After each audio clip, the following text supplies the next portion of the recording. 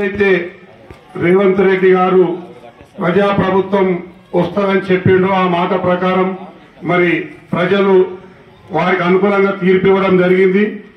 ఆ ఇచ్చిన మాట ప్రకారం ఏదైతే 6 గ్యారంటీలు ఉన్నాయో అవన్నీ అమలు చేస్తూ ఇంకా ఏదైతే పేదవారికి అవసరం ఉన్న అన్ని రకాల సౌకర్యాలు కల్పిస్తూ ఉచిత బస్ సౌకర్యం గాని, రైతు భరోసా గాని, రైతు ఇందిరమ్మ ఆత్మీయ భరోసా గాని, అన్ని రకాల జీరో ఉచిత విద్యుత్తు, మరి మహిళలకు ఉచిత బస్ సౌకర్యము ఏ హామీ అయితే ఇచ్చిండ్రో ఆ హామీని అంచెలంచెలుగా నెరవేరుస్తూ వస్తున్నారు.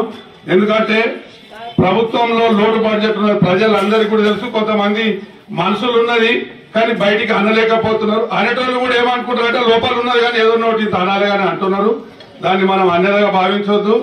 మనము ప్రజలు మనకు అవకాశం ఇచ్చారు, దాన్ని సద్వినియోగం చేస్తూ రాకముందు ఏవైతే మాట ఇచ్చిందో మరి ఆ మాట ప్రకారం ఈరోజు ముఖ్యమంత్రి రేవంత్ రెడ్డి గారి ఆధ్వర్యంలో ప్రతి గ్రామంలో ప్రతి వాడలో కూడా ఈ సభలు పెట్టి ఎలాంటి దరఖాస్తు అయినా తీసుకోవాలి, అర్హులైన అందరికీ కూడా ఈ పథకాలు అందాలి. మరి గతంలో ప్రజాపాలన పెట్టిన దరఖాస్తులు తీసుకోవడం జరిగింది. మరి ఇప్పుడు ఆ లిస్టు కూడా అధికారులు చేయడం జరిగింది. ఆ లిస్టులో లేని వారు ఎవరు బాధపడవద్దు. మళ్ళీ కూడా మీకు దరఖాస్తు పెట్టండి. మీకు ఏదైతే అందాలో మీకు ఏవైతే కావాలో అవి దరఖాస్తు పెడితే అవి కూడా సర్వే చేసి నిజంగా లబ్ధిదారులు ఉంటే తప్పకుండా వస్తాయి. ఎవరు రికమెండేషన్ అవసరం లేదు, ఏ లీడర్ దగ్గర పోయే అవసరం లేదు. అంత సౌలత్ ఇచ్చింది ఈ ప్రభుత్వం, కాంగ్రెస్ ప్రభుత్వం. ఇప్పుడే కాదు, కాంగ్రెస్ ప్రభుత్వం ప్రజలకి సేవ చేయడానికి మనసున్న ప్రభుత్వం కాంగ్రెస్ ప్రభుత్వం. ప్రజల వద్దకే పాలన ఎలాగో గ్రామ సభలు పెట్టి ఈరోజు మీ అందరి కష్టాలు తీర్చడానికి వస్తుంది. కాబట్టి మీరందరూ కూడా సద్వినియోగం చేసుకోవాలి. ఈ విలేజ్లో 470 ఇండ్లు సర్వే చేస్తే అర్హులని తేలింది.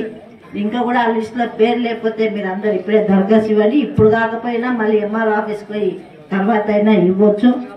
ఇంకొక ముఖ్య ఉద్దేశం, గత ప్రభుత్వమేమో వాళ్లకు సన్నిధులకి వాళ్ళ పార్టీ వాళ్ళకే, కానీ కాంగ్రెస్ ప్రభుత్వం అందరికీ ఇస్తుంది, అందరికీ ఆదుకుంటుంది. ఇది పార్టీ ఆ పార్టీ అనే ప్రభుత్వం కాంగ్రెస్ ప్రభుత్వం కాదు. మీరు గమనిస్తున్నారు.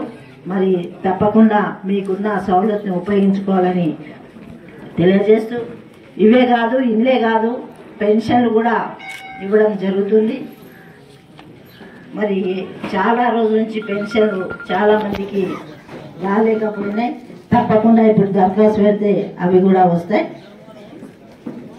మరి కూలీ చేసుకున్న వాళ్ళకి కానివ్వండి, భూమి లేని వాళ్ళకి కానివ్వండి, మరి సంవత్సరానికి 12,000 అయితే ఎట్లయితే ఇస్తామన్నారో 6 గ్యారెంటీలో అది కూడా తప్పకుండా మీ అందరు కూడా వచ్చే విధంగా మీరు దరఖాస్తు చేసుకోవాలి.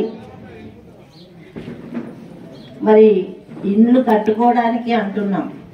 మరి ఇండ్ల స్థలం లేని వాళ్ళు కూడా చాలా మంది ఉంటారు. ఇండ్ల స్థలం ఉంటే వాళ్ళకి మరి ఫోటో ఆల్రెడీ తీయడం జరిగింది.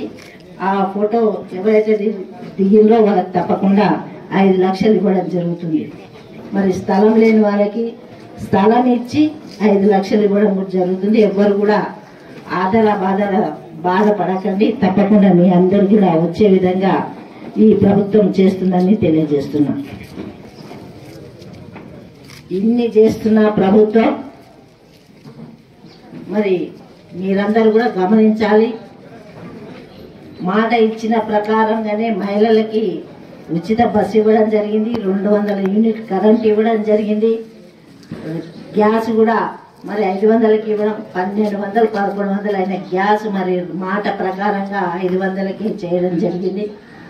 యువకులకి ఉద్యోగాలు కూడా మరి ఇచ్చిన మాట ప్రకారంగా 50 లక్షలు ఇప్పటి వరకే ఉద్యోగాలు ఇవ్వడం జరిగింది. పిల్లలు మరి ఇప్పుడు పుట్టిన పిల్లలు కానీ వచ్చిన కోడలికి రేషన్ కార్డు లేదు. 10 ఏళ్ళు అవుతుంది. పిల్లలు పెద్దగా అయిపోయి వాళ్ళ చదువుకోవడానికి పోవాలన్నా రేషన్ కార్డు అడుగుతున్నారు. మరి అలాంటి పరిస్థితులు మనం ఎదుర్కొన్నాం.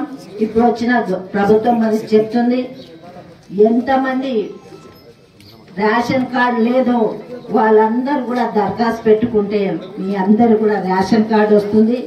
రేషన్ కార్డుతో పాటు 6 కిలోల ఉచితంగా సన్న బియ్యం ఇవ్వబడుతుంది.